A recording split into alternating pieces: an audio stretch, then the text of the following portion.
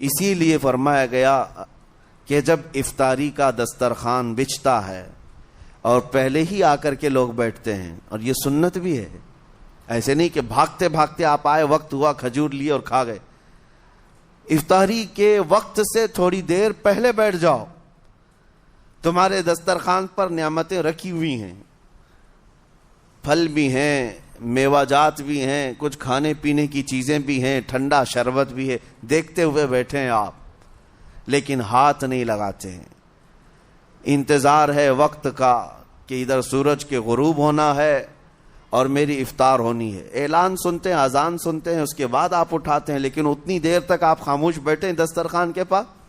سارے لوگ دیکھتے رہتے۔ یہ وہ منظر ہے جس کو فرمایا گیا رب ذوالجلال بھی اپنے بندوں کو دیکھ رہا ہے، رب تبارک و تعالیٰ بھی دیکھ رہا ہے اپنے بندوں کو، اور سارے فرشتوں کو بلا کر میرا مولا اعلان فرماتا ہے یہ میرے بندے ہیں، دیکھو یہ شام کا وقت ہے، ان کے حلق سوکھ چکے ہیں، ان کے پیٹ میں بھوک کی شدت ہے اور ان کے سامنے اچھی نعمتیں پڑی ہوئی ہیں۔ اے فرشتوں دیکھو میرے ان بندوں میں سے کوئی بھی ان نعمتوں کو ہاتھ نہیں لگاتا، یہ صرف اور صرف میرے لیے بھوکے اور پیاسے ہیں۔ اور فرشتوں سے اللہ فرماتا ہے تم گواہ ہو جاؤ، ان کی حلق تر ہونے سے پہلے ان کے لیے میں نے جنت لکھ دیا۔ اسی لیے حدیث پاک میں ہے جب افطار کرتے میرے آقا صلی اللہ علیہ وسلم یوں ارشاد فرماتے ذهب الظمأ وابتلت العروق وثبت الاجر انشاءاللہ، پیاس بجھ گئی، رگیں ٹھنڈی ہو گئی اور اجر اللہ کے ہاں پکا ہو گیا۔ یہ حضور پاک ہر افطار میں عرض کرتے تھے۔ میں آپ کو یہ عرض کر رہا ہوں کہ یہ چھپی ہوئی چیز، اسی کا نام تقوی ہے۔ آپ صرف اور صرف بچے ہیں اللہ کے خوف سے۔ اب سنو حدیث پاک، قیامت کے دن حساب و کتاب ہوگا اور جنت میں جانے کا پروانہ کچھ لوگوں کو مل جائے گا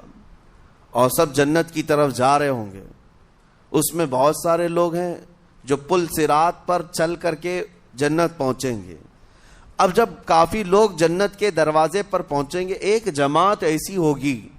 جو پورے راستے میں کہیں نظر نہیں آئی، جنت جانے کے راستے میں کہیں نظر نہیں آئی، لیکن جنت کے دروازے پر وہ پہلے سے موجود تھے،